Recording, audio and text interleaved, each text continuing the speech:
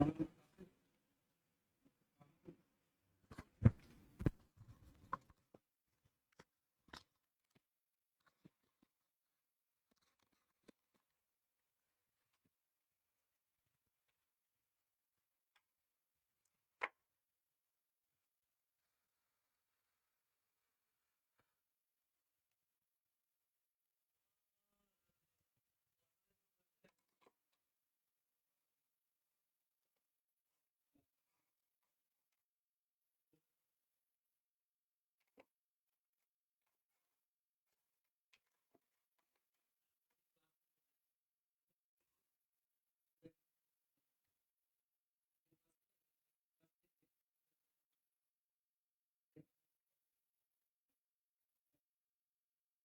আলাইকুম এভরিওয়ান, কি অবস্থা সবার?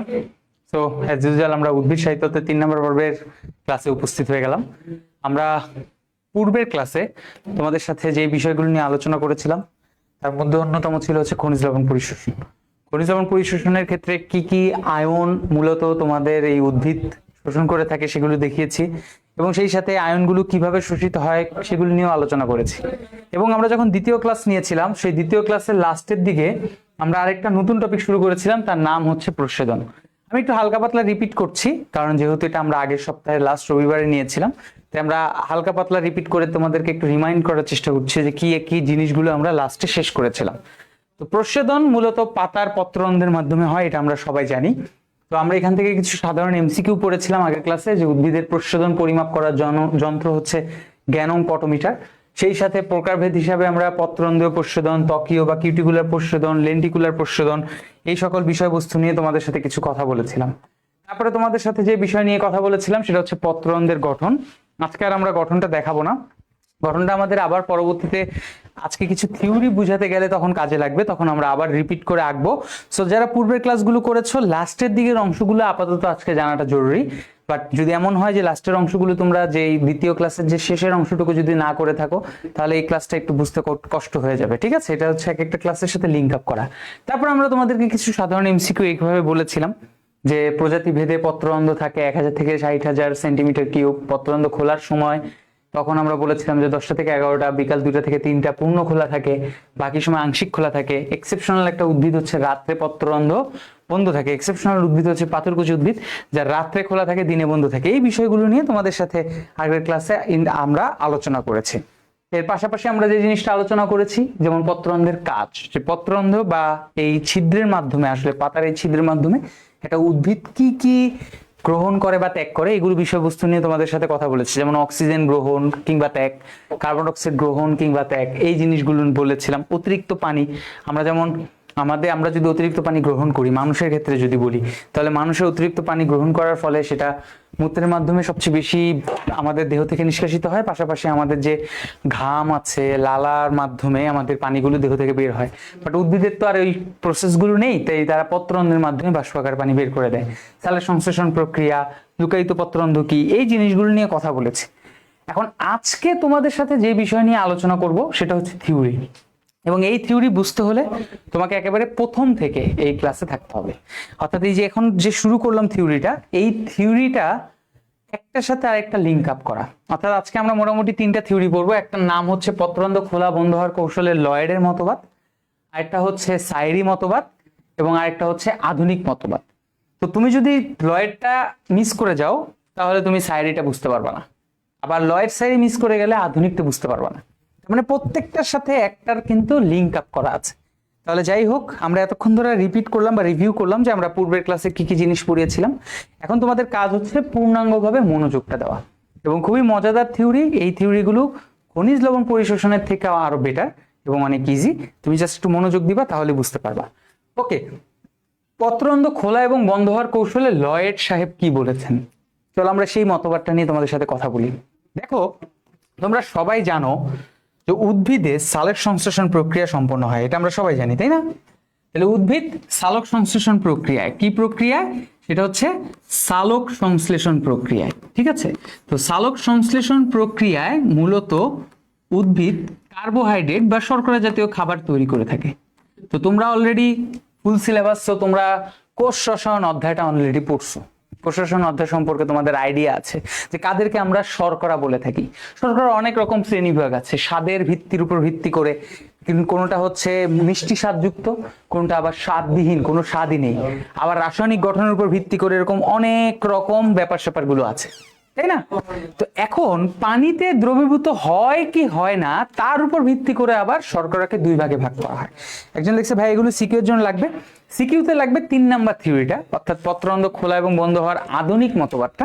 কিন্তু এই আধুনিক মতবাদ বুঝতে হলে তোমাকে আগে এই মতবাদগুলো প্রত্যেকটা জিনিস জেনে তারপর আধুনিক মতবাদে যেতে হবে। তো দেখো আমাদের যে পত্ররন্ধ্রের এই যে সালোক সংশ্লেষণ প্রক্রিয়ায় আমরা যে বললাম যে শর্করা জাতীয় খাবার তৈরি হয়, এই শর্করা জাতীয় খাবার উদ্ভিদ দুই ধরনের খাবার বা উপাদান তৈরি করে থাকে। আমরা যদি শর্করা জাতীয় খাবারের কথা বলে থাকি, কয় ধরনের খাবার উৎপন্ন করে থাকে? 2 ধরনের। সেই 2 ধরনের খাবার কি কি? দেখো সালোক সংশ্লেষণ প্রক্রিয়ায় মূলত উদ্ভিদ 2 ধরনের খাবার উৎপন্ন করে।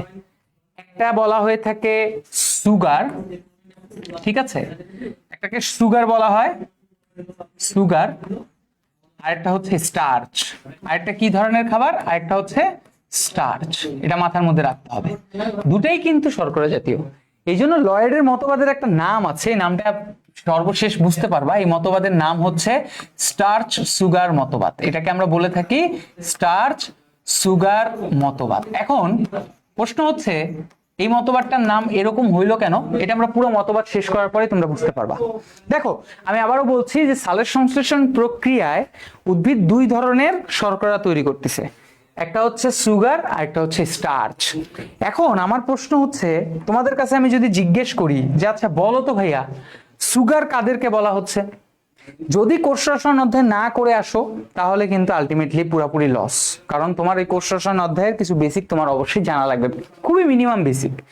এখন দেখো সুগার আমরা মূলত কাদেরকে বলে থাকি? সুগার বলে থাকি ধরো আমরা মানে সুক্রোজকে আমরা মেইনলি সুগার বলে থাকি, তাই না? চিনি, সুগার। এখন এই সুক্রোজকে ভাঙলে আমরা আবার অনেক কিছু পাই, গ্লুকোজ পাই, ফ্রুক্টোজ পাই, অনেক কিছু পাই, এত কিছুতে যাব না। আর স্টার্চ আমরা কাদেরকে বলি? স্টার্চ বলি হচ্ছে এই যে তুমি ভাত খাচ্ছ, রাইসটা, এটা একটা স্টার্চ। তুমি যে পরোটা খাও, রুটি খাও, এটা কোথা থেকে আসে? আটা বা ময়দা থেকে, এটা এক ধরনের স্টার্চ। এখন আমি তোমাদের কাছে একটা কমন সেন্সে কোশ্চেন করি, যে কোশ্চেনটা হচ্ছে তোমাকে আমি 1 চামচ আটা দিব মানে স্টার্চ দিব, আর 1 চামচ চিনি দিব মানে সুক্রোজ দিব, তুমি দুইটা গ্লাসে পানির মধ্যে মিক্স করার চেষ্টা করবা। তুমি আমাকে প্রশ্নের উত্তর দিতে পারবা যে এই দুইটার মধ্যে কোনটা পানিতে দ্রবীভূত হবে? 5 সেকেন্ড সময়। 1 2 3 4 5।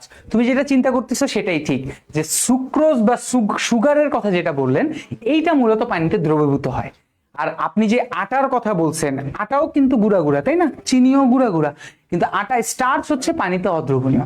তার মানে আমরা সুগারের ক্ষেত্রে একটা জিনিস অলরেডি বুঝলাম যে সুগার হচ্ছে পানিতে দ্রবণীয়, ঠিক আছে? পানিতে দ্রবণীয়, এটা আমাদের মাথার মধ্যে রাখতে হবে।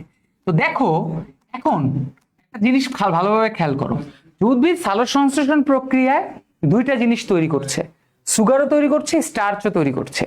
যদি একসাথে 2টা তৈরি করবে না, যে কোনো একটা তৈরি করবে, তারপরে সেটা চেঞ্জ হতে পারে। মনে করো সুগার তৈরি করলে সেটা আবার পরবর্তীতে স্টার্চে রূপান্তরিত হতে পারে, কিংবা স্টার্চ তৈরি করলে সেটা সুগার রূপান্তরিত হতে পারে।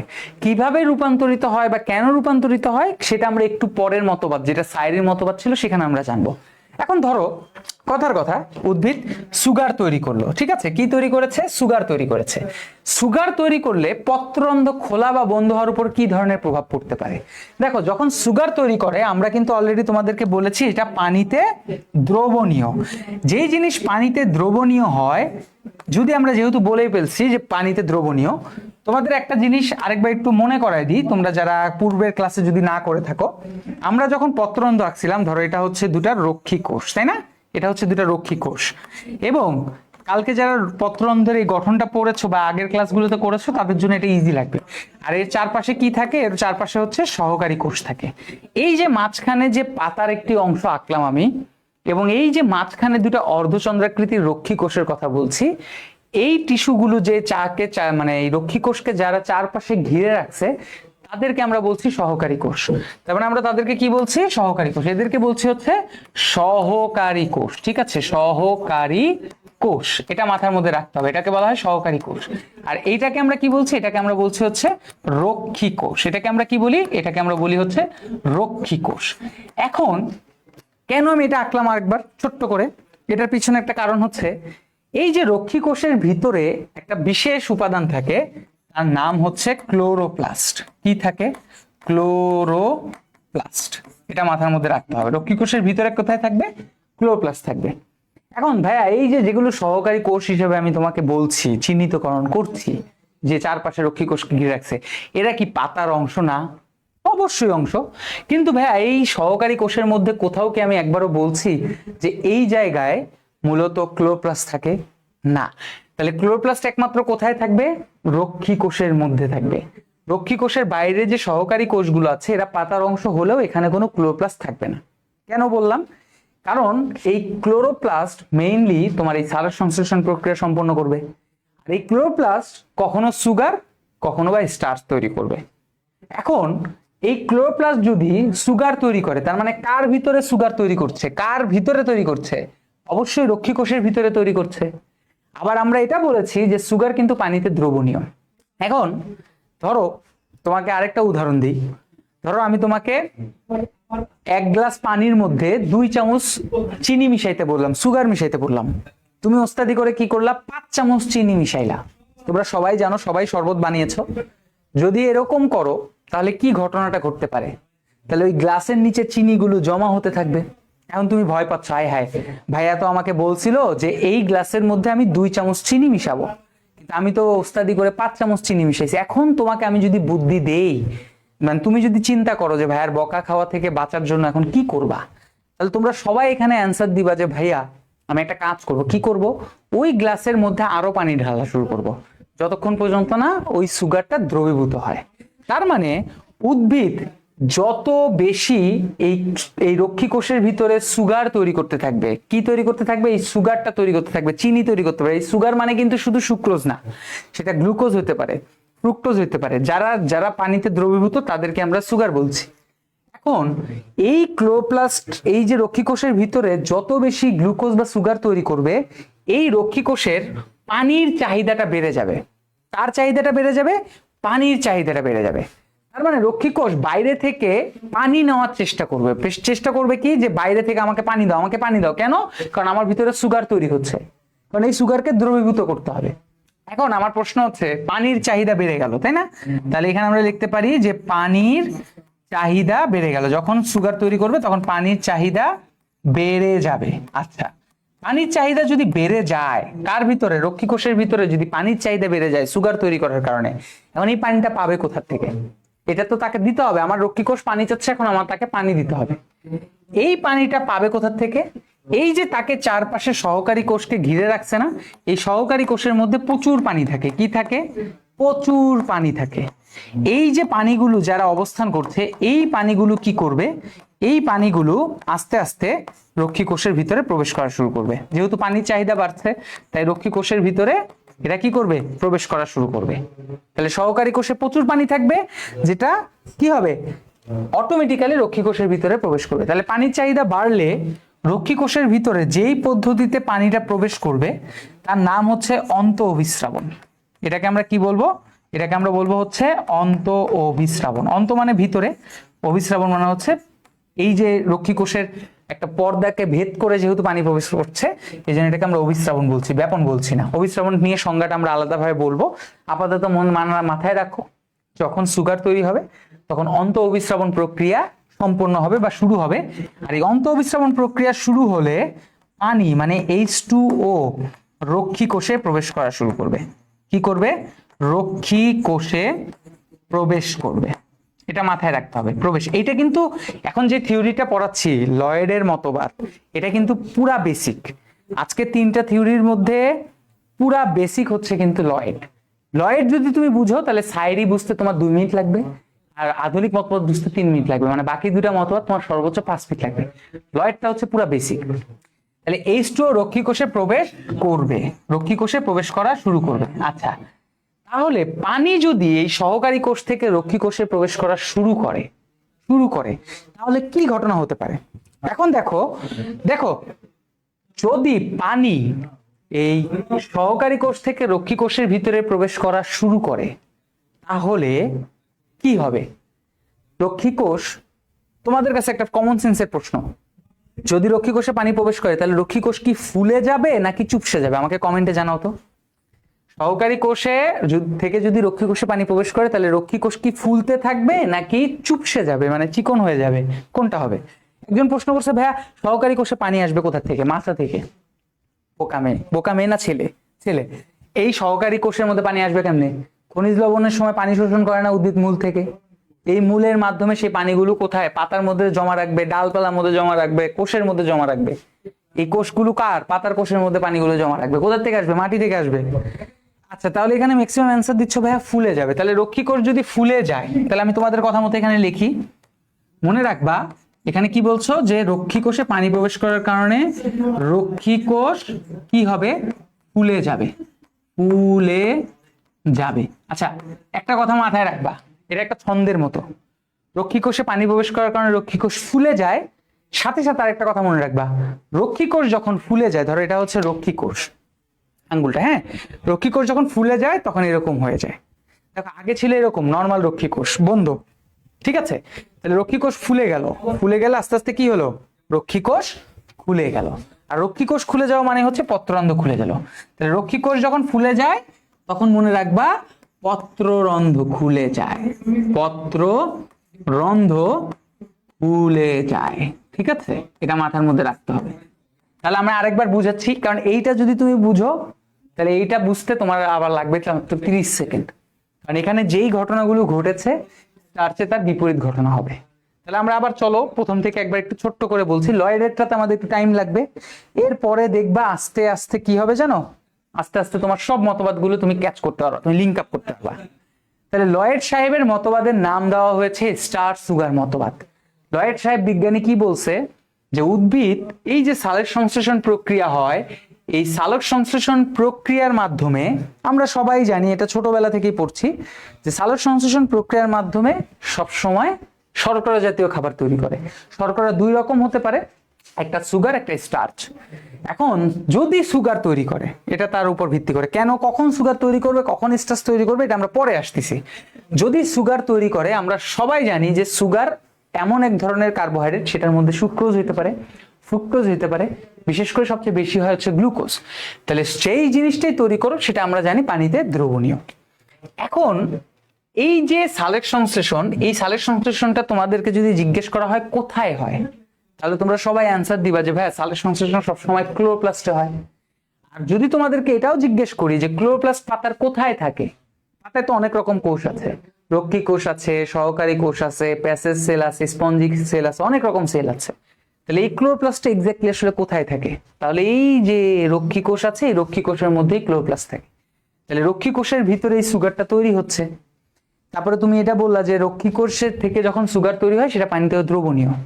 তার মানে রক্ষী কোষের ভিতরে যখন সুগার তৈরি হবে তখন রক্ষী কোষে পানির চাহিদাটা বেড়ে যাবে, কারণ এটা পানিতে দ্রবীভূত করতে চাবে। এই সুগারকে কি করতে চাবে? পানিতে দ্রবীভূত করতে চাবে। এখন এই রক্ষী কোষের ভিতরে যখন পানির চাহিদাটা বেড়ে যায়, পানিটা সে কোথার থেকে নিবে? পানিটা নিবে হচ্ছে তার আশেপাশে যে সহকারী কোষ আছে, সেই সহকারী কোষের মধ্যে জমাকৃত পানি, সেগুলো আস্তে আস্তে কোথায় প্রবেশ করা শুরু করবে? রক্ষী কোষের ভিতরে প্রবেশ করা শুরু করবে। এই যে পানির চাহিদা বেড়ে যাবে, অন্ত অভিস্রাবণ প্রক্রিয়ায় সহকারী কোষ থেকে পানি কোথায় প্রবেশ করতেছে? রক্ষী কোষে প্রবেশ করছে। যখনই অন্ত অভিস্রাবণ প্রক্রিয়ায় পানি রক্ষী কোষে প্রবেশ করবে, তখন তোমরা একটা কথা মনে রাখবা, রক্ষী কোষ ফুলে যাবে, পত্ররন্ধ্র খুলে যাবে। তাহলে রক্ষী কোষ ফুলে যাবে, পত্ররন্ধ্র খুলে যাবে। এটা কি বুঝতে পেরেছো? আমাকে একটু জানাও, বলো বলো ক্লিয়ার কিনা। এটা যদি বুঝো তাহলে স্টার্চ বুঝতে 30 সেকেন্ড, কারণ স্টার্চ হচ্ছে পুরো উল্টা। এখানে যে ঘটনাটা সুক্রোজের ক্ষেত্রে হয়েছে, ঠিক তার বিপরীত ঘটনাটা স্টার্চে হবে। তাহলে তোমার স্টার্চ আর পড়াই লাগবে না, স্টার্চের মতবাদটা তখন তুমি আরো ইজিলি বুঝে যাবে। আর কখন উদ্ভিদ সুক্রোজ সুগার তৈরি করবে আর কখন উদ্ভিদ স্টার্চ তৈরি করবে, এটা সাইরি সাহেব ভালোভাবে ক্লিয়ার করেছে। বল এটা ক্লিয়ার কিনা? দ্রুত, ওকে ক্লিয়ার। এখন আসো, তাহলে ভাই আপনি এবার আমাদেরকে প্রমাণ দেখান, যে কিভাবে প্রমাণ দেখাবেন। যে দেখেন, আপনি বলছেন যে সুক্রোজ সুগারে যা হয় স্টার্চে তাই বিপরীত হয়। তাহলে আমরা স্টার্চে কি লিখবো? স্টার্চে লিখবো প্রথমে পানিতে, যখন স্টার্চ তৈরি করে আর কি, উদ্ভিদ রক্ষী কোষের ক্লোরোপ্লাস্টে সুক্রোজ তৈরি করছে, এই ঘটনাটা ঘটছে। এখন স্টার্চ যদি তৈরি করে ফেলে তখন কি হবে? আমরা জানি স্টার্চ পানিতে অদ্রবণীয়, অদ্রবণীয়, ঠিক আছে, পানিতে অদ্রবণীয়। পানিতে অদ্রবণীয় মানে হচ্ছে, তার মানে আমরা সহজেই বলতে পারি যে স্টার্চ যদি পানিতে অদ্রবণীয় হয় তাহলে পানির চাহিদা তো আর রক্ষী কোষে থাকবে না, তাহলে পানির চাহিদা কমে যাবে। পানির চাহিদা কি হবে? এখানে পানির চাহিদা বেড়ে গিয়েছিল, এর ক্ষেত্রে কি হবে? পানির চাহিদা কমে যাবে, ঠিক আছে, কমে যাবে। আচ্ছা, তার মানে দেখো সুগারে পানির চাহিদা বেড়ে গিয়েছিল, স্টার্চে পানির চাহিদা কমে গেছে। পানির চাহিদা যেহেতু কমে গেছে, তার আর পানির দরকার নাই। কার পানির দরকার নাই? রক্ষী কোষের পানির দরকার নাই। তার মানে রক্ষী কোষ পানিকে বের করে দিবে। দেখো তোমার দেহে যখন তুমি অতিরিক্ত পানি খাও, তোমার দেহের যদি পানির প্রয়োজন না হয়, তোমার কোষের যদি পানির প্রয়োজন না হয়, তোমার দেহকে ওই পানিটাকে জমা রাখে কি করে? কিডনি তোমার ওই পানিটাকে মূত্র বা ইউরিন তৈরি করে সেটা দেহ থেকে বের করে দেয়। এটা সব সময়। এজন্য দেখবা রোজার মাসে আমরা যখন অনেক বেশি পানি খেয়ে ফেলতাম সেরির সময়, দেখবা যে ঘুমানোর আগে খালি বারবার আমাদের প্রস্রাব বা ইউরিন ত্যাগ করার ইচ্ছা জাগতো, ইউরিনেশন হইতো। ঠিক তেমনি রক্ষী কোষের যদি পানির প্রয়োজন না লাগে, তাহলে যদি অতিরিক্ত পানি থাকে সেটা বের করে দিবে। যেহেতু ওর পানির চাহিদা কম, এখন ওর ভিতরে যে পানিগুলো আছে সেটা সে বের করে দিবে। এখন এই পানি বের করে দেওয়ার প্রক্রিয়ার নাম হচ্ছে বহি অভিস্রাবণ। কি অভিস্রাবণ? বহি। এখানে পানি ঢুকছিল অন্তঃবিস্রাবণ, আর এখান থেকে বের হবে হচ্ছে বহি অভিস্রাবণ প্রক্রিয়া, অভিস্রাবণ প্রক্রিয়া, ঠিক আছে। তাহলে বহি অভিস্রাবণ যখন ঘটে তখন কি হয়? পানি রক্ষী কোষ থেকে বের হয়ে যায়। তাহলে পানি রক্ষী কোষ থেকে বের হয়ে যায়, ঠিক আছে, পানি রক্ষী কোষ থেকে বের হয়ে যায়, ঠিক আছে, পানি রক্ষী কোষ থেকে বের হয়ে যায়। পানি যখন রক্ষী কোষ থেকে বের হয়ে যাবে, আমরা অলওয়েজ মনে রাখবো, তাহলে রক্ষী কোষ কি আর আগের মতো ফুলবে? পানি যখন রক্ষী কোষ থেকে বের হয়ে যায় তখন রক্ষী কোষ কি আর আগের মতো ফুলে থাকবে? না, রক্ষী কোষ তখন কি হবে? চুপসে যাবে। তাহলে আমরা এখানে লিখবো হচ্ছে রক্ষী কোষ চুপসে যাবে, রক্ষী কোষ চুপসে যাবে, ঠিক আছে, চুপসে যাবে। আর যখনই রক্ষী কোষ চুপসে যায় তখন পত্ররন্ধ্র কি হয়ে যায়? বন্ধ হয়ে যায়। পত্ররন্ধ্র বন্ধ হয়ে যায়, ঠিক আছে, পত্ররন্ধ্র বন্ধ হয়ে যায়। এটা আমাদের মাথার মধ্যে রাখতে হবে। তার মানে যারা সুগার বুঝছো এতক্ষণ, যে যারা ক্লিয়ার বলেছো, তাদের ক্ষেত্রে স্টার্চ হচ্ছে একেবারে নর্মাল। সুগারে যা যা ঘটনা হয় স্টার্চে তার বিপরীত ঘটনা হয়, ঠিক আছে। এই মতবাদটা হচ্ছে স্টার সুগার, এবং এটাকে বেসিক মতবাদ বলা হয়। এটা সত্যি কথা বলে তোমার পরীক্ষা আসবে না, কিন্তু এই মতবাদের এই থিওরিটা যদি তুমি না বুঝো, তাহলে পরবর্তী যতগুলো মতবাদ আমি তোমাকে পড়াবো তুমি থিওরিটা ক্যাচ করতে পারবে না, কারণ এর সাথে সবগুলো মতবাদের থিওরি লিঙ্ক আপ। তাহলে একবার ছোট্ট করে রিপিট করছি, তাহলে সংশ্লেষণটা হবে ক্লোরোপ্লাস্টে। সবাই জানি ক্লোরোপ্লাস্ট কোথায় থাকে? রক্ষী কোষে। সালোক সংশ্লেষণ প্রক্রিয়ায় যদি সুগার তৈরি হয়, তার মানে কোথায় সুগার তৈরি হচ্ছে? রক্ষী কোষে। আমরা জানি সুগার পানিতে দ্রবণীয়, তাই পানির চাহিদা বেড়ে যাবে। কার পানির চাহিদা বেড়ে যাবে? রক্ষী কোষে পানির চাহিদা বেড়ে যাবে। তখন অন্তঃবিস্রাবণ হবে। অন্তঃবিস্রাবণ মানে হচ্ছে এই যে রক্ষী কোষের চারপাশে সহকারী কোষ আছে, এখান থেকে পানি রক্ষী কোষের ভিতরে প্রবেশ করবে। এই যে H2O মানে পানি রক্ষী কোষে প্রবেশ করবে। রক্ষী কোষ ফুলে যাবে, পত্ররন্ধ্র খুলে যাবে, ফুলে যাবে, খুলে যাবে। যদি উদ্ভিদ স্টার্চ তৈরি করে তাহলে সেটা পানিতে অদ্রবণীয়, আর যেটা পানিতে অদ্রবণীয় তাহলে পানির চাহিদা কমে যাবে। কার পানির চাহিদা কমে যাবে? রক্ষী কোষের পানির চাহিদা কমে যাবে। তার মানে রক্ষী কোষের মধ্যে যে পানিটা আছে সেটা বাইরে বের হয়ে যাওয়ার চেষ্টা করবে, কারণ অতিরিক্ত পানি তার রাখার দরকার নেই। কোন প্রক্রিয়ায় বাইরে বের হবে? বহি অভিস্রাবণ প্রক্রিয়া বাইরে বের হবে। এই জন্য H2O পানি রক্ষী কোষ থেকে বের হয়ে যায়। কোন প্রক্রিয়ায়? বহি অভিস্রাবণ প্রক্রিয়ায়। এতে কি হয়? রক্ষী কোষ চুপসে যাবে, পত্ররন্ধ্র বন্ধ হয়ে যাবে। এইভাবে উদ্ভিদের পত্ররন্ধ্র খোলা বা বন্ধ নির্ধারণ হয়। যদি সে সুক্রোজ তৈরি করে, মানে সুগার তৈরি করে, তাহলে পত্ররন্ধ্র খুলে যাবে। আর যদি সে স্টার্চ তৈরি করে তাহলে পত্ররন্ধ্র বন্ধ হয়ে যাবে। তাহলে পত্ররন্ধ্র কি হবে? বন্ধ হয়ে যাবে, ঠিক আছে। তাহলে পত্ররন্ধ্র বন্ধ হয়ে যাবে, এটা আমাদের মাথার মধ্যে রাখতে হবে। ওকে, এটা কি বুঝছো? এটা যদি বুঝো আমরা সামনে থিওরিতে যাব। এখন তোমাদের মনের মধ্যে একটা প্রশ্ন আছে, আমারও মনের মধ্যে ছিল, যে আচ্ছা ভাই এতক্ষণ তো বুঝলাম যে উদ্ভিদ সুগার তৈরি করলে এই ঘটনাটা হয়, উদ্ভিদ স্টার্চ তৈরি করলে কার্বোহাইড্রেটের মধ্যে এই ঘটনাটা হয়, কিন্তু কখন উদ্ভিদ সুগার তৈরি করে আর কখন উদ্ভিদ স্টার্চ তৈরি করে, এবং আরো কিছু লিঙ্ক আপ তোমরা বুঝতে পারবা। এটা কি বুঝতে পেরেছো? ক্লিয়ার? কেউ যদি না বুঝে একবার বলতে পারো, দ্রুত, সময় নেওয়া যাবে না, সুযোগ দিচ্ছি 10 সেকেন্ডের মধ্যে কমেন্টে জানাতে পারো। ক্লিয়ার? জি ভাইয়া বুঝছি। ক্লিয়ার? ক্লিয়ার? Okay clear. যার মানে এখানে যেহেতু কেউ অবজেকশন করছে না, আমরা চলে যাব। আচ্ছা এখন আসো, এখন আমাদের প্রশ্ন হচ্ছে, এতক্ষণ তো আপনারা বেসিক জিনিসটা বুঝাইলেন যে স্টার্চ তৈরি করলে কি হচ্ছে, সুগার তৈরি করলে কি হচ্ছে। এখন প্রশ্ন একটা জাগে যে কখন উদ্ভিদ সুগার তৈরি করবে, কখন উদ্ভিদ স্টার্চ তৈরি করবে। তার আগে আমি তোমাদের একটু প্রিভিয়াস স্লাইডে একটু চলে যেতে চাই। এই যে এমসিকিউ এর স্লাইডটা, এটা আরেকবার একটু মনোযোগ দিয়ে দেখো যে আমরা এখান থেকে যে এমসিকিউ এর স্লাইডটা তোমাদেরকে পড়িয়েছিলাম, এখান থেকে একটা জিনিস বুঝতে পেরেছি, এখান থেকে একটা কনক্লুশন পেয়েছি। এই যে এই জায়গা থেকে একটা কনক্লুশন পেয়েছি। কনক্লুশনটা হচ্ছে দিনে দিনে পত্র রন্ধ্র খোলা থাকে। কি থাকে? পত্ররন্ধ্র খোলা থাকে। এটা একটা কনক্লুশন পেয়েছি। আরেকটা কনক্লুশন পেয়েছি যে সকল উদ্ভিদের রাত্রে পত্ররন্ধ্র বন্ধ থাকে। কি থাকবে? বন্ধ থাকবে। আমরা একটা জিনিস সবাই জানি, তারপর আমি আরেকবার একটু রিপিট করলাম যে সকল উদ্ভিদের ক্ষেত্রে, এক্সেপশনাল যেটা আছে সেটা নিয়ে আমি কথা বলছি না, পাথরকুচি নিয়ে আমি কথা বলছি না, ম্যাক্সিমাম উদ্ভিদে যেটা হয় দিনে পত্ররন্ধ্র খোলা রাত্রে বন্ধ। এটা তো তোমরা বুঝতে পারতেছো। এবার সাইরির মতবাদে যাই। দেখো এটার সাথে সাইরি কি একসাথে কথা বলে কিনা, এবং সাইরির কথার সাথে দেখবে আবার লয়েডের থিওরির একটা মিল পাওয়া যাবে। আচ্ছা, তো সর্বপ্রথম আমরা পত্ররন্ধ্র নিয়ে কথা বলি। পত্ররন্ধ্র, ঠিক আছে। এখন আমরা যেহেতু দুইটা সময়ের কথা বলছি, কয়টা সময়ের কথা বলছি? দুইটা সময়ের কথা বলছি, তাই না? একটা হচ্ছে দিনে, একটা রাত্রে। আমরা আগে এই দুইটা থিওরি নিয়ে কথা বলবো। একটা হচ্ছে দিনে আর একটা হচ্ছে রাত্রে। আচ্ছা, একটা হচ্ছে দিনে আর একটা হচ্ছে রাত্রে। একটু মনোযোগ দিয়ে শুনো। আমরা এখানে দুইটা থিওরি নিয়ে কথা বলবো। একটা হচ্ছে দিন আর একটা হচ্ছে রাত্র। আর একটা কি? রাত্র বা রাত। এখন প্রথমে আসো, প্রথমে আমরা রাত্র নিয়ে কথা বলি। রাত। আচ্ছা, সাইরি সাহেব একটা বেসিক ব্যাখ্যা দিছে। বেসিক ব্যাখ্যাটা কি? সাইরি একটা কথা বলছে, বেসিক ব্যাখ্যা। আগে এই ব্যাখ্যাটা একটু জেনে নাও। সাইরি সাহেব বলছে কোষের পিএইচ। কার পিএইচ? কোষের পিএইচ, ঠিক আছে।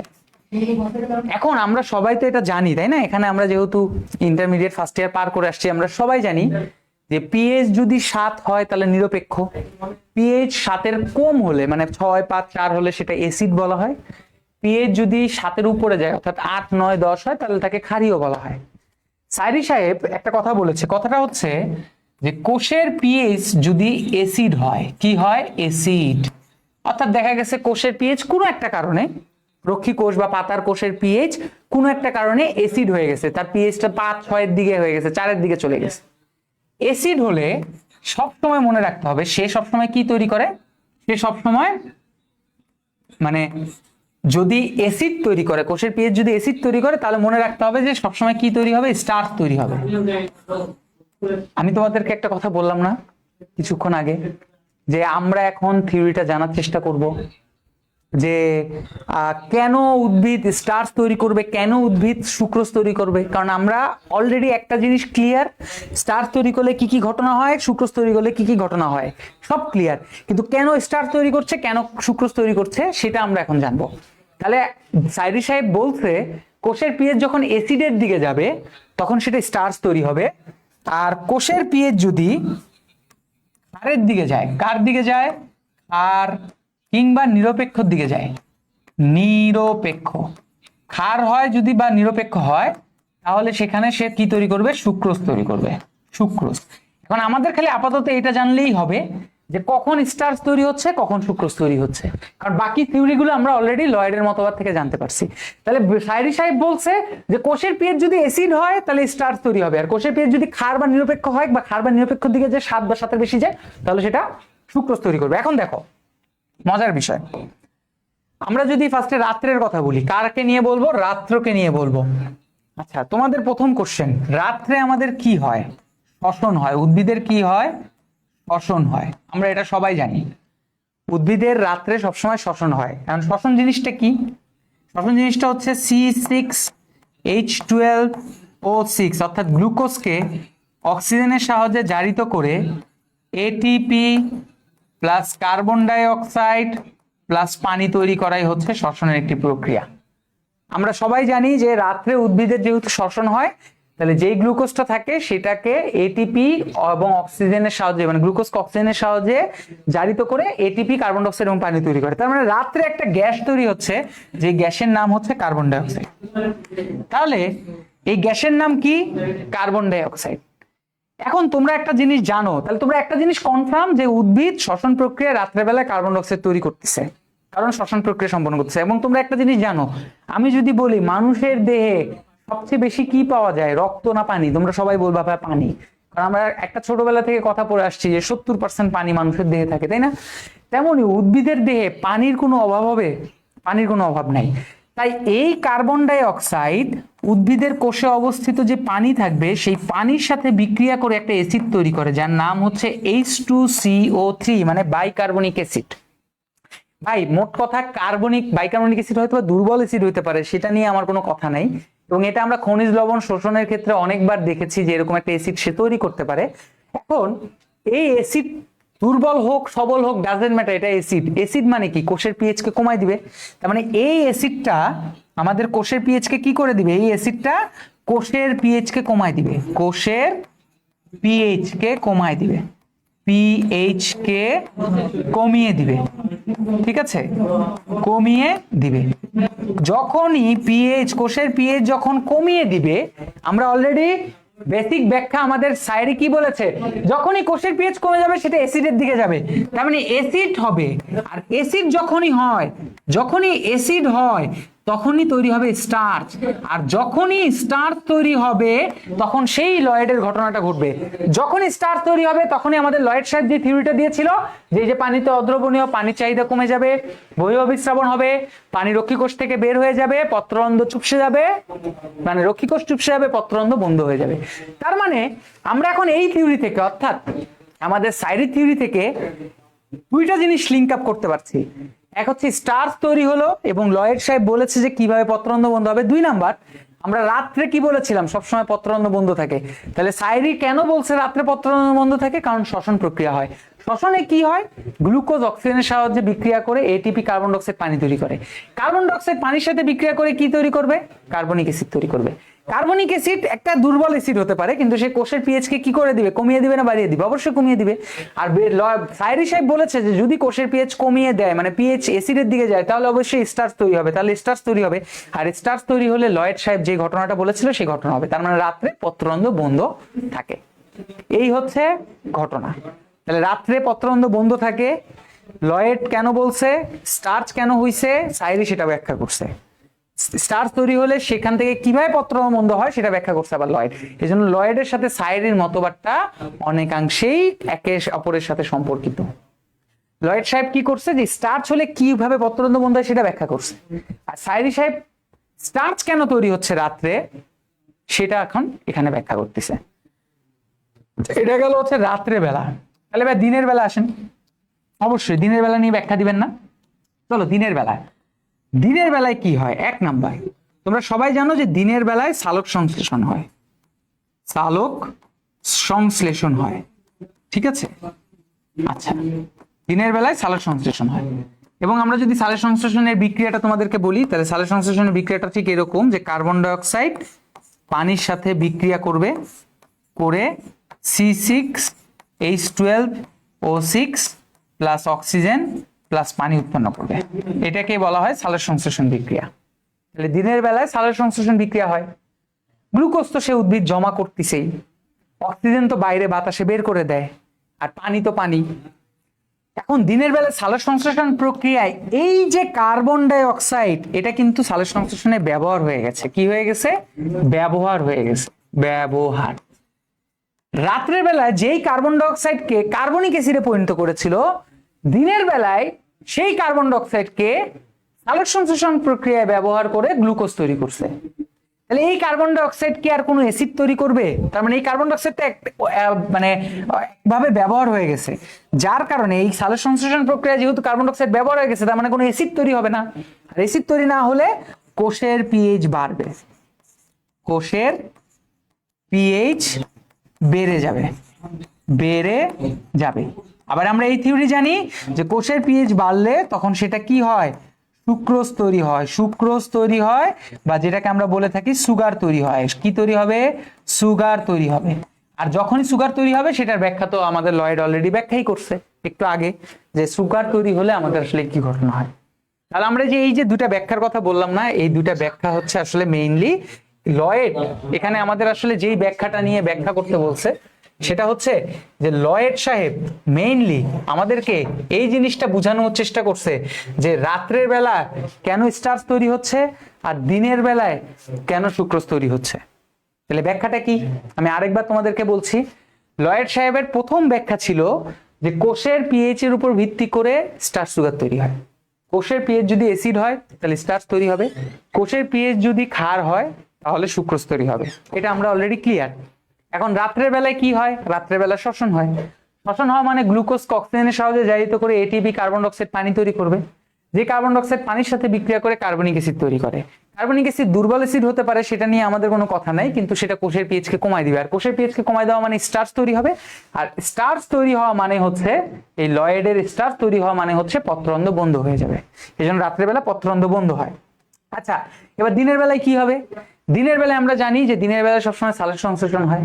তো দিনের বেলা যখন সালোক সংশ্লেষণ হবে তখন যেই কার্বন ডাই অক্সাইড রাত্রে বেলায় পানির সাথে বিক্রিয়া করে অ্যাসিড তৈরি করেছিল, দেখো সেম কার্বন ডাই অক্সাইড পানির সাথে সূর্যের আলোর মাধ্যমে সেটাকে গ্লুকোজে পরিণত করতেছে। তার মানে কোনো অ্যাসিড তৈরি হচ্ছে না। অ্যাসিড তৈরি না হলে কোষের পিএইচ আস্তে আস্তে বাড়তে থাকবে, আর কোষের পিএইচ বাড়তে থাকলে তখন সেটা কি হবে? সুগার বা সুক্রোজ তৈরি হবে, যেটা আমাদের সাইরি অলরেডি বলছে। আর সুক্রোজ তৈরি হলে লয়েড তো আমাদের অলরেডি ব্যাখ্যা করছে যে সুগার বা সুক্রোজ তৈরি হলে পত্ররন্ধ্র খুলে যাবে, এই জন্য দিনের বেলা পত্ররন্ধ্র খুলে যায়। তার মানে লয়েড এবং সাইরির মতবাদের মধ্যে যে একটা মিল পাচ্ছ, এটা কি বুঝতে পেরেছো? এটাই হচ্ছে সাইরির মতবাদের ব্যাখ্যা। ক্লিয়ার? বলো, এই দুটা থিওরি ক্লিয়ার? লয়েড এবং সাইরির থিওরি ক্লিয়ার?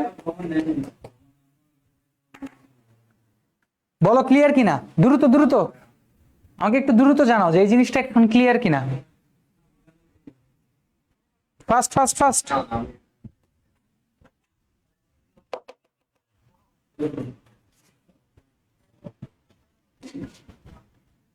আমাদের লাস্ট থিওরি, যেটা আমাদের পরীক্ষায় সবচেয়ে বেশি আসবে, ঠিক আছে? এই জন্যই বলবো যে এই জিনিসগুলো সিরিয়ালি পড়ার জন্য, ঠিক আছে? এখন আসো আমাদের লাস্ট থিওরি, যেটা আমাদের পরীক্ষায় আসবে, যেটার নাম হচ্ছে আধুনিক মতবাদ, ঠিক আছে? পাথরকুচি পাতার বেলায় একটু ডিফারেন্ট এবং একটু জটিল প্রক্রিয়া, যেটা প্রক্রিয়া আসলে বলতে চাচ্ছি না। দিনের বেলায় স্টার্চ তৈরি হয় না, তাদের ক্ষেত্রেও আসলে একটু ডিফারেন্ট থিওরি আর কি। মানে পাথরকুচি জিনিসটা হচ্ছে নর্মাল উদ্ভিদের সাথে মিলাইলে চলবে না। মানে নর্মাল উদ্ভিদে যেমন স্টার্চ সুগার মতবাদ আছে, এটা পাথরকুচির সাথে মিলাইলে হবে না। সাইরি মতবাদ যেমন নর্মাল উদ্ভিদের সাথে মিলে যাচ্ছে, সেটা পাথরকুচির সাথে মিলাবে না। পাথরকুচির উদ্ভিদের ডিফারেন্ট আছে, ডিফারেন্টটা কি সেটা আরেকদিন আলোচনা করবো। আপাতত আমাদের এটা লাগবে, ঠিক আছে? এখন আমরা চলো আধুনিক মতবাদে চলে যাই। আমাদের যেহেতু পাথরকুচি উদ্ভিদের থেকে কোনো ব্যাখ্যা বা বইয়ের মধ্যে দেওয়া হয়নি বা জানতেও চাবে না কখনো, তোমরা খালি একটা কথাই মনে রেখো যে পাথরকুচি হচ্ছে সকল উদ্ভিদের থেকে ডিফারেন্ট। শুধু পাথরকুচি না, মরুভূমির অনেক উদ্ভিদগুলো অনেকটাই ডিফারেন্ট থাকে। ওকে, এবার আসো আধুনিক মতবাদ, যেটা আমাদের পরীক্ষায় লাগবে, ঠিক আছে? প্রথম থিওরি আসো।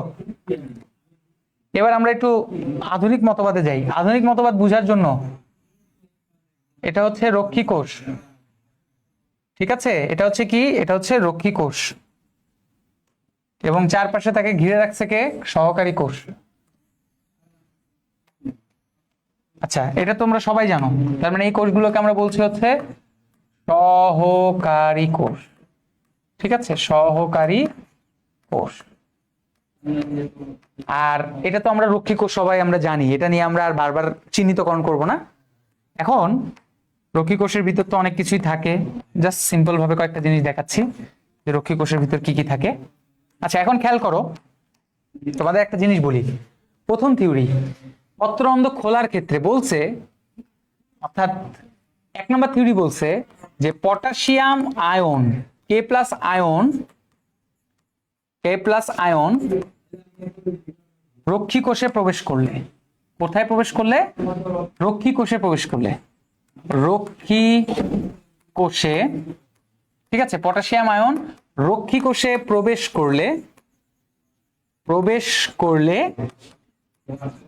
পত্র রন্ধ্র খুলে যায়। এই লাইনটা আমরা এখন ব্যাখ্যা করব। এখানে আসলে তিনটা লাইন আছে, তিনটা লাইন ব্যাখ্যা করব। 2 নাম্বার পয়েন্ট বলেছে যে কার্বন ডাই অক্সাইডের পরিমাণ কমে গেলে, ঠিক আছে, কমে গেলে পত্র রন্ধ্র খুলে যায়, এটা একটা বলেছে। এখানে তিনটা লাইন আছে, ঠিক আছে, বইয়ের মধ্যে দেখবে তিনটা লাইন আছে, সেই তিনটা লাইন ব্যাখ্যা করবো। আর 3 নাম্বার বলেছে যে রক্ষী কোষ থেকে হাইড্রোজেন আয়ন বের হয়ে গেলে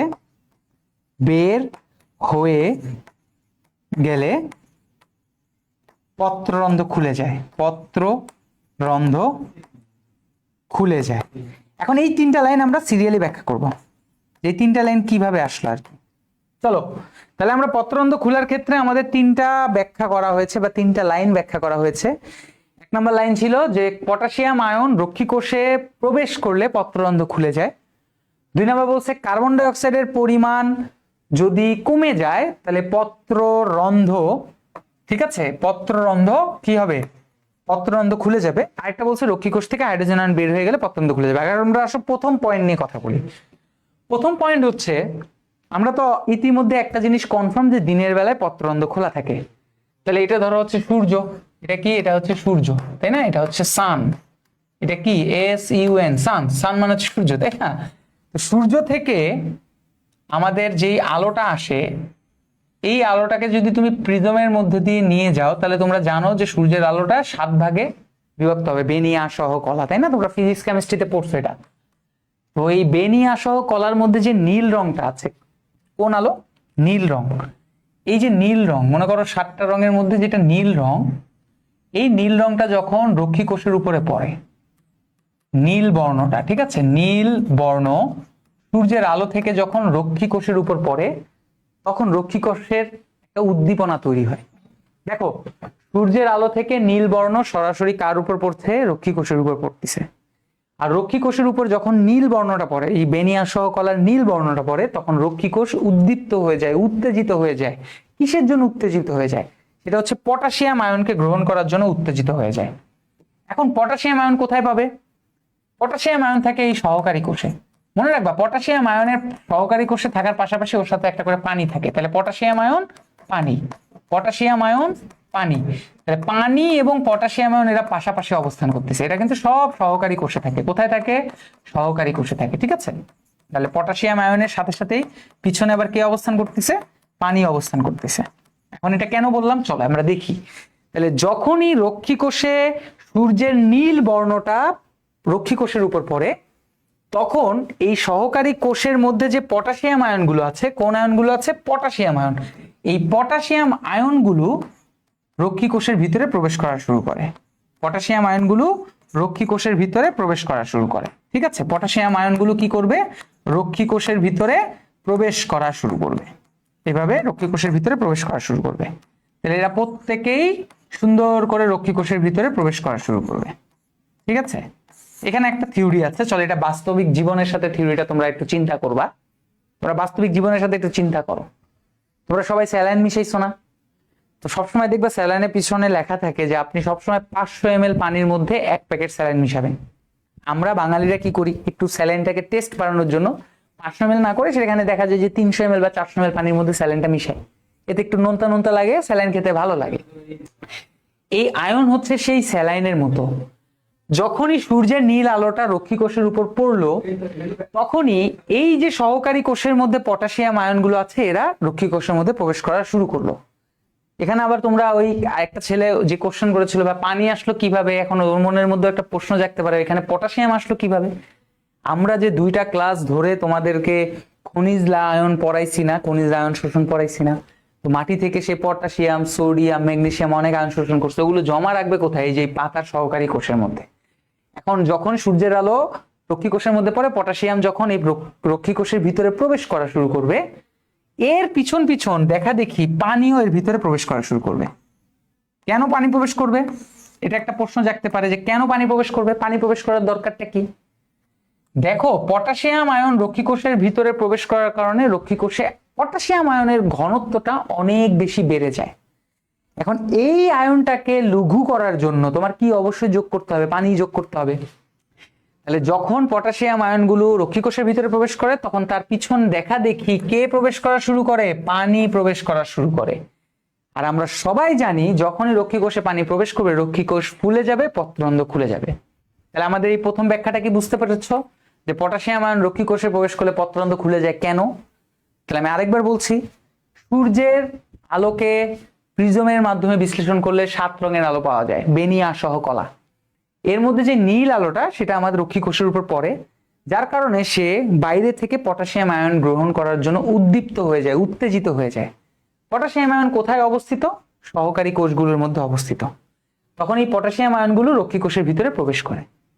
এই পটাশিয়াম আয়ন যখন রক্ষী কোষে প্রবেশ করা শুরু করে, তাহলে পটাশিয়াম আয়নের ঘনত্ব বাড়তে থাকে। আর এই পটাশিয়াম আয়নের ঘনত্বকে লঘু করার জন্য তখন ওর পিছনে যে পানি অবস্থান করছে, সেই পানিও রক্ষী কোষের ভিতরে প্রবেশ করে। আমরা সবাই জানি রক্ষী কোষে পানি যখন প্রবেশ করে, লয়েড সাহেব কিন্তু বলে গিয়েছিল তাই না, যে রক্ষী কোষে পানি প্রবেশ করলে রক্ষী কোষ ফুলে যায়, পত্ররন্ধ্র খুলে যায়, এই জন্য দিনের বেলা পত্ররন্ধ্র খুলে যায়। এটা হচ্ছে আধুনিক মতবাদ। এটা গেল 1 নম্বর থিওরি, মানে আধুনিক মতবাদের একটা পয়েন্ট। এবার আসলে 2 নম্বর পয়েন্ট বলছে কার্বন ডাইঅক্সাইডের পরিমাণ কমে গেলে পত্ররন্ধ্র বন্ধ হয়ে যায়। এটা একটু সাইরির মতবাদের সাথে তুলনা করব। আমরা যে একটু আগে সাইরির মতবাদে পড়লাম, কোষে কার্বন ডাইঅক্সাইড যত বেশি থাকবে সে অ্যাসিড তৈরি করার প্রবণতা বেশি থাকে। কি তৈরি করার প্রবণতা বেশি থাকবে? অ্যাসিড। আর যখন অ্যাসিড হবে তখন আমাদের স্টার্চ তৈরি হবে, পত্ররন্ধ্র বন্ধ হবে। তাই দিনের বেলায় এই কার্বন ডাইঅক্সাইডকে তো আমরা সালফেট সংশ্লেষণে ব্যবহার করি। ইনফ্যাক্ট আমাদের পরিবেশের আশেপাশেও যদি কার্বন ডাইঅক্সাইডের পরিমাণ কম থাকে, তাহলে পত্ররন্ধ্র খুলে যায়। কারণ এই কার্বন ডাইঅক্সাইড যত উদ্ভিদের মধ্যে ঢুকা শুরু করবে, তত অ্যাসিড তৈরি হওয়ার সম্ভাবনা বেড়ে যাবে। আর সাইরি সাহেব তো অলরেডি বলছে যে যখনই কার্বন ডাইঅক্সাইড পানির সাথে বিক্রিয়া করে, যে কার্বন ডাইঅক্সাইড পানির সাথে বিক্রিয়া করবে, তখন অ্যাসিড তৈরি করবে, আর অ্যাসিড তৈরি করলে সেটা স্টার্চ তৈরি করবে, এবং স্টার্চ তৈরি হলে পত্ররন্ধ্র বন্ধ হবে। এই কারণে দিনের বেলায় কার্বন ডাইঅক্সাইডের পরিমাণ যত কম থাকে, পত্ররন্ধ্র খোলার চান্সেস বা মানে সেটা সুযোগ তত বেশি থাকে। এই জন্য কার্বন ডাইঅক্সাইডের পরিমাণটা কম। এটা হচ্ছে সাইরির মতবাদ থেকে এই পয়েন্টটা আধুনিক মতবাদে পিক করছে। লাস্ট ওয়ান হচ্ছে রক্ষী কোষ থেকে হাইড্রোজেন আয়ন বের হয়ে গেলে পত্ররন্ধ্র খুলে যায়। এটার ব্যাখ্যাটা কি? এটার ঘটনাটা হচ্ছে, দেখো, ধরো রক্ষী কোষের ভিতরে হাইড্রোজেন আয়ন আছে। কোন আয়ন আছে? Hydrogen ion. ধরো এই যে এখানে মনে করো হাইড্রোজেন আয়ন আছে, ঠিক আছে, হাইড্রোজেন আয়ন সাপোজ। আচ্ছা, তোমার কাছে কি মনে হয় হাইড্রোজেন আয়ন একটা পজিটিভ আয়ন, পটাশিয়াম আয়নও একটা পজিটিভ আয়ন। রক্ষী কোষ থেকে যদি হাইড্রোজেন আয়ন বের হয়ে যায়, এই হাইড্রোজেন আয়নগুলো যদি বের হয়ে যায়, তাহলে এর যে জায়গাগুলো ফাঁকা হবে, এই ফাঁকা জায়গায় কে প্রবেশ করবে? এই ফাঁকা জায়গায় কে প্রবেশ করবে? অবশ্যই পটাশিয়াম আয়নগুলো প্রবেশ করা শুরু করবে। এর ফাঁকা জায়গা দখল করবে কে? Potassium ion. তার মানে হাইড্রোজেন আয়ন রক্ষী কোষ থেকে যত বের হয়ে যাবে, এর বদলে পটাশিয়াম আয়ন রক্ষী কোষে প্রবেশ করা শুরু করবে। আর যত বেশি পটাশিয়াম আয়ন প্রবেশ করবে, পিছন পিছন কে প্রবেশ করবে? পানি প্রবেশ করা শুরু করবে। তার মানে এই পটাশিয়াম আয়নকে জায়গা করে দিলে ওর পিছন পিছন পানি ঢুকবে, রক্ষী কোষ ফুলে যাবে, পত্ররন্ধ্র খুলে যাবে। এই কারণে বলা হয়েছে, দেখবে বইয়ের মধ্যে একটা লাইন লেখা যে রক্ষী কোষ থেকে হাইড্রোজেন আয়ন বের হয়ে গেলে পত্ররন্ধ্র খুলে যায়। তোমরা পরীক্ষার খাতে এটাই লিখবা, তোমাকে ব্যাখ্যা করতে হবে না। কিন্তু তোমার এটা মনে রাখবা কিভাবে? এটা মনে রাখার জন্য তোমাকে মেইন ব্যাখ্যাটা জানতে হবে, যে এটা খালি বললো বইয়ের মধ্যে যে হাইড্রোজেন আয়ন রক্ষী কোষ থেকে বের হলে পত্ররন্ধ্র খুলে যায়, বাট কেন? কারণ হাইড্রোজেন আয়ন বের হয়ে গেলে ওর জায়গায় কে ঢুকবে? Potassium ion. আর পটাশিয়াম আয়নের পিছন পিছন কে ঢুকবে? পানি। রক্ষী কোষ ফুলে যাবে, পত্ররন্ধ্র খুলে যাবে। এই হচ্ছে পত্ররন্ধ্র খোলার আধুনিক মতবাদ। তাহলে পত্ররন্ধ্র খোলার আধুনিক মতবাদে আমাদের 3টা থিওরি, লাস্টবারের মতো ব্যাখ্যা করছি, তারপর আমরা চলে যাব পত্ররন্ধ্র বন্ধ হওয়ার আধুনিক মতবাদ। খোলাটা বুঝলে বন্ধটা বুঝতে তোমার, মনে করো খোলা বুঝতে যদি তোমার 10 মিনিট লাগে, বন্ধ বুঝতে তোমার সর্বোচ্চ লাগবে 3 মিনিট। কারণ এখানে যেই ঘটনাগুলো হচ্ছে তার বিপরীত ঘটনাগুলো বন্ধের ক্ষেত্রে হয়, জাস্ট একটা পয়েন্ট এক্সট্রা থাকে। তাহলে আমরা একটা জিনিস বুঝতে পেরেছি, পত্ররন্ধ্র খোলার আধুনিক মতবাদে কি বলা হয়েছে?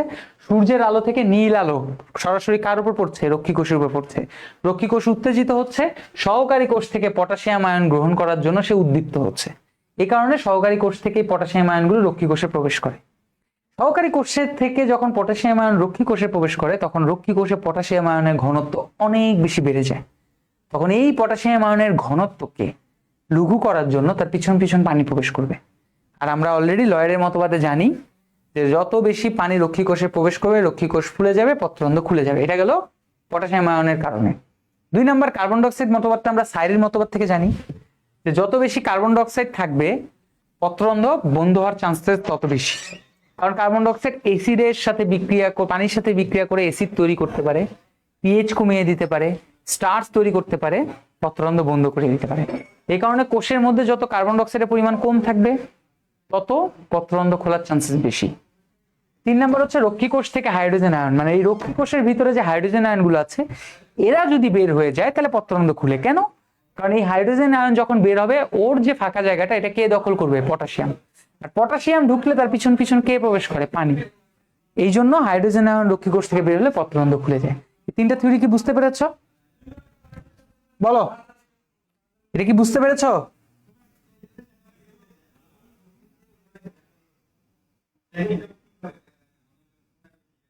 এটা যদি বুঝতে পারো আমরা সামনে চলে যাব, সামনের থিওরিতে চলে যাব। ক্লিয়ার কিনা বলো?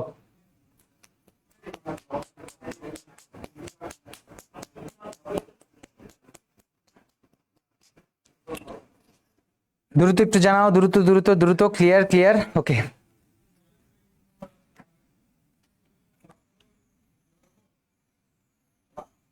সেম ভাবে আমরা এখন দেখব পত্ররন্ধ্র বন্ধ হওয়ার কারণ। ঠিক আছে, সেম ভাবে আমরা এখন কি দেখব? পত্ররন্ধ্র বন্ধ হওয়ার কারণ।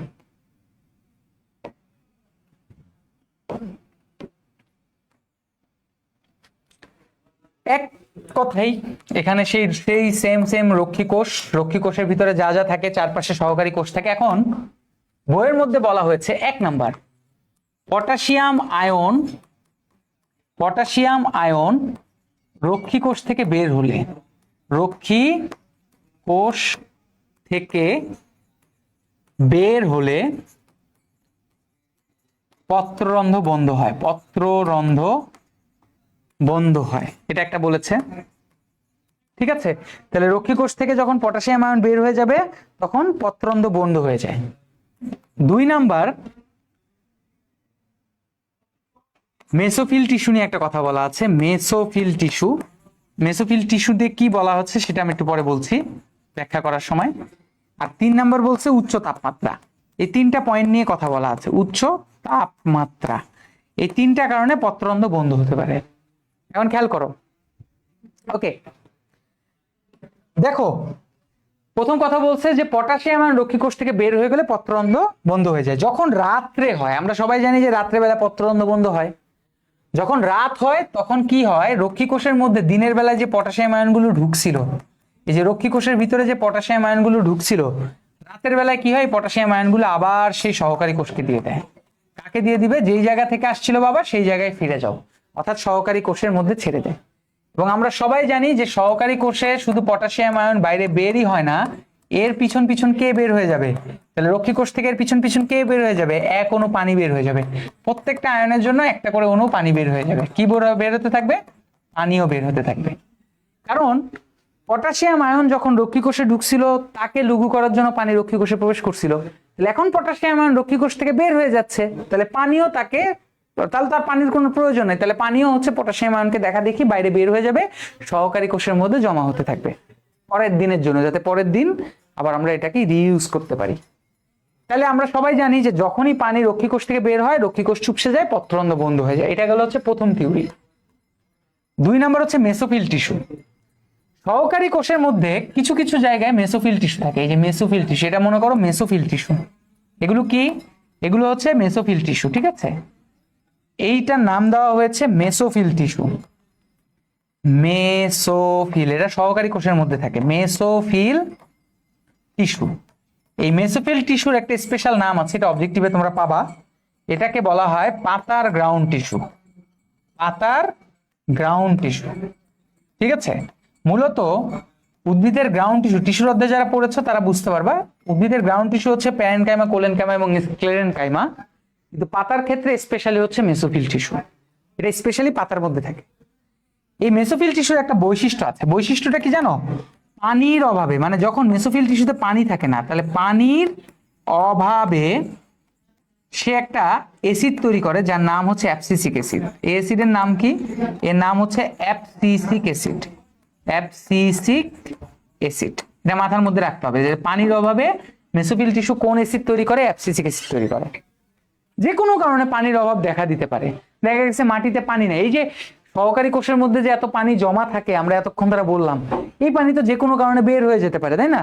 মাটিতে পানি নাই, সে পানি শোষণ করতে পারতেছে না, আবার প্রশোধনের মাধ্যমে পানি বের করে দিচ্ছে, তাহলে সহকারী কোষগুলোতে পানি নাই, হতেই পারে এরকম।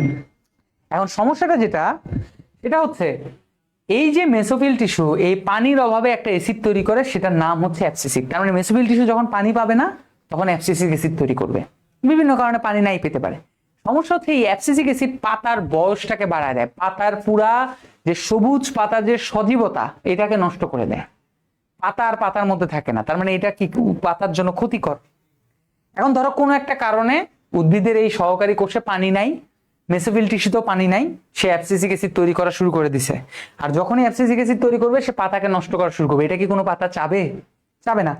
এই জন্য তখন কি হয়, এই যে সহকারী কোষের মধ্যে যদি এই যে রক্ষী কোষের মধ্যে যে পানিগুলো একটু হলেও জমা থাকে, সেই পানিগুলো আস্তে আস্তে মেসোফিল টিস্যুকে দিয়ে দেওয়া শুরু করে। সেই পানিগুলো কি করবে?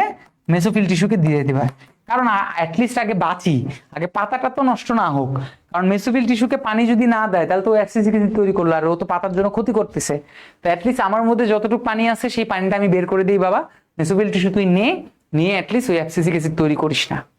এই জন্য দেখা যায় যে মেসোফিল টিস্যুতে পানির অভাব দেখা দিলে অটোমেটিক্যালি পাতার রক্ষী কোষ থেকে পানি বের হতে থাকে এবং সেটা মেসোফিল টিস্যুকে দিয়ে দেয়। আর আমরা যতবার মনে রাখবো যে যতবার পানি রক্ষী কোষ থেকে বের হবে রক্ষী কোষ চুপসে যাবে, পত্ররন্ধ্র বন্ধ হবে।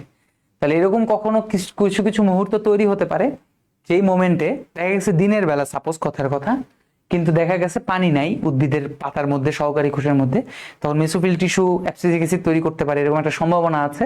তখন রক্ষী কোষের মধ্যে যদি কিছু পরিমাণ পানি থাকে সেটাও বের করে দেয় এবং দিয়ে সেটা মেসোফিল টিস্যুকে দিয়ে দেয়, দিয়ে বলে ভাই তুই নে।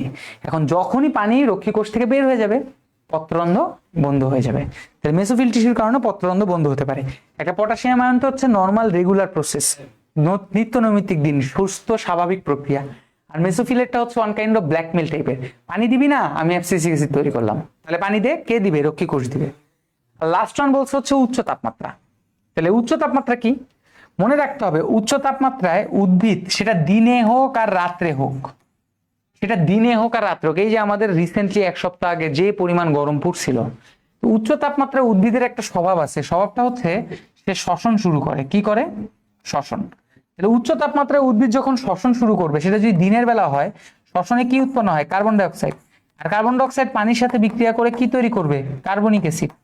কার্বনিক অ্যাসিড তৈরি করা মানে সাথে সাথে আমাদের এখানে কোন থিওরিটা চলে আসবে? সাইরির মতবাদ, যে কার্বনিক অ্যাসিড তৈরি করা মানে কোষের পিএইচ বেড়ে যাওয়া, কমে গেলে পত্ররন্ধ্র বন্ধ হয়ে যায়, স্টার্চ তৈরি হয়, পত্ররন্ধ্র বন্ধ হয়। এই জন্য দিনের বেলা যদি তাপমাত্রা অনেক বেশি হয়, উদ্ভিদ সালোক সংশ্লেষণ করা বাদ দিয়ে শুরু করে দেয় শ্বসন, যখন তাপমাত্রা বেশি থাকে।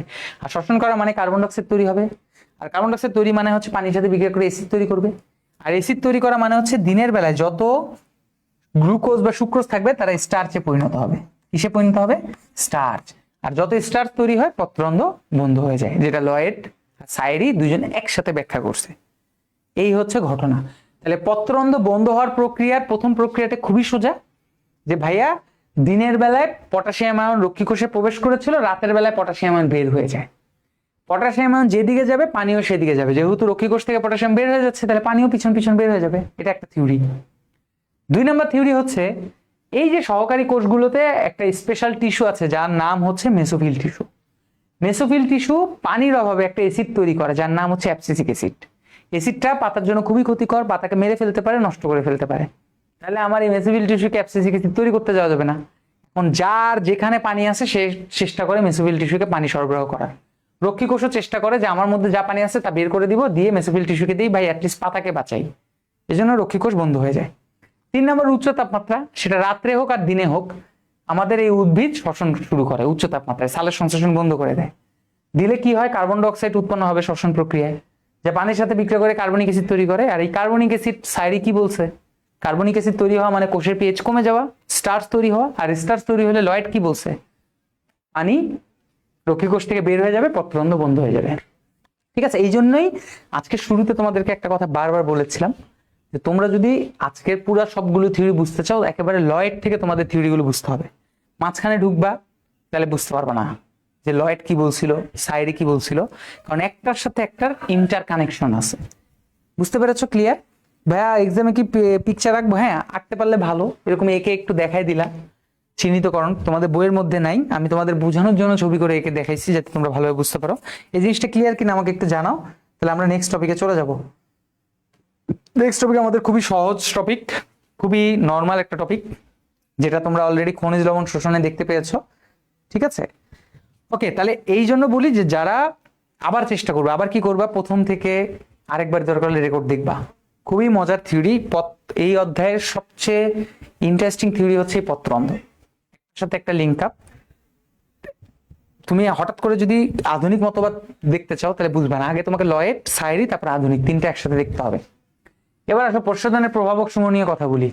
আমরা তো এর আগের দিন বলেছিলাম যে তোমাদেরকে জাস্ট সমানুপাতিক আর ব্যস্তানুপাতিক এই জিনিসটা খুব মনোযোগ সহকারে জানতে হবে। তো চলো আমরা দেখি কোনগুলো আমাদের সমানুপাতিক আর কোনগুলো আমাদের ব্যস্তানুপাতিক পথ প্রশোধন হওয়ার ক্ষেত্রে। সমানুপাতিককে আবার দুই ভাগে ভাগ করা হয়েছে, একটা হচ্ছে বাহ্যিক প্রভাবক আর একটা হচ্ছে অভ্যন্তরীণ প্রভাবক। ঠিক আছে, বাহ্যিক প্রভাবকের মধ্যে কি কি আছে? আলো। আমরা সবাই জানি যত বেশি আলো হবে দিনের বেলা তত বেশি পত্ররন্ধ্র ওপেন হয়ে যাবে, খুলে যাবে, কারণ আলো তো দিনের বেলায় হয়। আর পত্ররন্ধ্র খুলে গেলে প্রশোধন হবে, মানে বাতাস পানি হচ্ছে বাষ্প আকারে বের হয়ে যাবে। তাপমাত্রা, আচ্ছা সূর্যের আলো যত বেশি হয় তখন অনেক বেশি গরম পড়ে না? তাহলে গরম পড়লে প্রশোধন তত বেশি হয়, কারণ তখন গাছপালা কি করে, চেষ্টা করে পানি বাষ্প আকারে বের করে দিয়ে আশেপাশে পরিবেশটাকে একটু ঠান্ডা করার। তবে হ্যাঁ, মনে রাখতে হবে যে ভাইয়া তাপমাত্রা বলা মানে এমন না যেটা খালি বাড়তিছে তো বাড়তিছে প্রশোধন হচ্ছে, তাপমাত্রার একটা রেঞ্জ আছে। বায়ু প্রবাহ, দেখো এটা হচ্ছে কি, এটা তো সবচেয়ে ভালো ইন্টারেস্টিং ভাবে বুঝতে পারবা শীতকালে বাতাস হইলে। শীতকালে যখন বাতাস হয় তখন দেখবা তোমার ত্বক ঠোঁট শুকায় যায়। কেন যায় জানো? কারণ শীতকালে অলরেডি তোমার পুরা আবহাওয়াটা ড্রাই থাকে, জলীয় বাষ্প ধারণ ক্ষমতা সম্ভবত বেশি থাকে। এখন বাতাস কি করে, তোমার শরীর থেকে পানি বাষ্প আকারে বের করে মানে বায়ুমণ্ডলে ছেড়ে দেয়। ঠিক একই ঘটনা উদ্ভিদের জন্য, যখন ঝড় হয়, প্রচুর বাতাস হয়, তখন ওই বাতাস পাতার মধ্যে থাকা পানিকে টেনে বায়ুমণ্ডলে ছেড়ে দেয়। তাহলে বায়ু প্রবাহ যত বেশি হবে তোমার প্রশোধন তত বেশি হবে। 4 নাম্বার হচ্ছে মাটির পানি। মাটির পানি কি, দেখো আমি যদি এখন 2 লিটার পানি খাই আমি বেশি ইউরিন ত্যাগ করবো। তাহলে উদ্ভিদ যত পানি মাটি থেকে গ্রহণ করতে পারবে, মাটিতে যত পানি বেশি থাকবে পানি গ্রহণ করবে বেশি, আর যত বেশি গ্রহণ করবে পানি বাষ্প আকারে ছাড়বে বেশি। এবার আসো অভ্যন্তরীণ। অভ্যন্তরীণ হচ্ছে মূলের সংখ্যা, একই কথাই প্রযোজ্য। একটা মূল দিয়ে উদ্ভিদ যতটুকু পানি গ্রহণ করবে, ওর যদি আরো আশেপাশে শাখা পোশাখা মূল থাকে সে আরো অনেক বেশি পানি গ্রহণ করবে। যত পানি গ্রহণ প্রশোধনের মাধ্যমে পানি তত বের করে দিবে। পাতার সংখ্যা ও গঠন ও আয়তন, যেহেতু আমরা জানি যে আমাদের প্রশোধন 95% পাতার মাধ্যমে হয়, এই পাতার সংখ্যা যত বেশি থাকবে, বড় হবে আকারে, তারপরে পত্ররন্ধ্রের সংখ্যা যত বেশি হবে প্রশোধন তত বেশি হবে। মেসোফিল টিস্যুতে পানির পরিমাণ, এই যে একটু আগে তোমাদেরকে একটা জিনিস বললাম, দেখো আমাদের প্রশোধন বেশি হওয়ার জন্য সবসময় পত্ররন্ধ্রকে খোলা রাখতে হবে। এই মেসোফিল টিস্যুতে পানি না থাকলে রক্ষীকোষ থেকে পানি বের হয়ে মেসোফিলকে দিবে, রক্ষীকোষ বন্ধ, পত্ররন্ধ্র বন্ধ হয়ে যাবে। মানে আমাকে অলওয়েজ একটা জিনিস খেয়াল রাখতে হবে যে মেসোফিলে যাতে পানির অভাব না দেখা যায়। আমি পানি কোথায় কি ইউজ করি না করি সেটা আমার ম্যাটার না, কিন্তু আমার মেসোফিলকে যথাযথ পানি তাকে দিয়ে রাখতে হবে। কারণ মেসোফিলে পানি থাকা মানে সে কারোর কাছ থেকে পানি চাবে না, বিশেষ করে রক্ষীকোষের কাছ থেকে পানি চাবে না। পানি না চাইলে রক্ষীকোষ ফুলে যাবে, পত্ররন্ধ্র খুলে যাবে। জীবন শক্তি, জীবন শক্তি হচ্ছে, এটা তো বুঝতেই পারতেছো, তুমি এই বয়সে যত পরিশ্রম করবা 60 বছর বয়সে তত পরিশ্রম করতে পারবা না। তাহলে একটা উদ্ভিদ যত জীবন্ত থাকবে, সজীব থাকবে, সতেজ থাকবে, তার প্রশোধন তত বেশি হবে। ব্যস্তানুপাতিক হচ্ছে দুইটা, আপেক্ষিক আর্দ্রতা। বায়ুমণ্ডলে আপেক্ষিক আর্দ্রতা যত বেশি থাকে জলীয় বাষ্প ধারণ ক্ষমতা সম্ভবত তত কম থাকে, যার কারণে উদ্ভিদ বাইরে মানে বায়ুমণ্ডলে জলীয় বাষ্প ছাড়তে পারে না। কারণ বায়ুমণ্ডলেরও তো জলীয় বাষ্প ধারণ ক্ষমতার একটা নির্দিষ্ট লেভেল আছে। আর বায়ুমণ্ডলীয় চাপ সম্ভবত মানে উচ্চ চাপে পানিকে বাষ্প পরিণত করা কঠিন, এই কারণে বায়ুমণ্ডলের চাপ যত বেশি হবে পথ প্রশোধন তত কম হবে। এই হচ্ছে তার সমানুপাতিক আর ব্যস্তানুপাতিকের থিওরি, এটা একটু মাথার মধ্যে রাখবো। তো বুঝতে পেরেছো, এটা কিন্তু 4 নাম্বারের জন্য আসবে। মেইন পয়েন্টগুলো তোমাকে এভাবে সুন্দর করে ব্যাখ্যা করতে হবে। এটা কি ক্লিয়ার? ঠিক আছে, এটা একটু মাথার মধ্যে রেখো। ইনশাল্লাহ আগামীকালকের ক্লাসে তোমাদের সালের সংশ্লেষণ টপিকগুলো পড়াবো। সো আজকে এই পর্যন্তই। যারা যারা ক্লাসগুলো সুন্দর মতো করেছো তারা আবার রিপিটলি দেখো। যদি কোনো একটা জায়গায় একটু ডাউট থাকে তুমি ওই জায়গাটা আবার দেখো, কিন্তু মনে রেখো তুমি কোনো একটা থিওরি, এখানে যে 3টা থিওরি পড়ানো হলো এই 3টা থিওরি সিঙ্গেল সিঙ্গেল করে দেখলে, মনে করো তুমি লয়েডের থিওরি দেখে একটু ঘুমাইতে গেলা, কালকে সকালে উঠে সাইডে দেখলে হবে না, তোমাকে সিরিয়ালি প্রত্যেকটা থিওরি একেবারে সুন্দর করে দেখতে হবে। যদি ভালোভাবে দেখতে পারো, বুঝতে পারো, তাহলে তুমি গেইনার। ঠিক আছে? সো ভালো থাকো, সুস্থ থাকো। কালকে ইনশাল্লাহ দেখা হবে ঠিক 7টার দিকে। সেই পর্যন্ত আল্লাহ হাফেজ, আসসালামু আলাইকুম, গুড নাইট।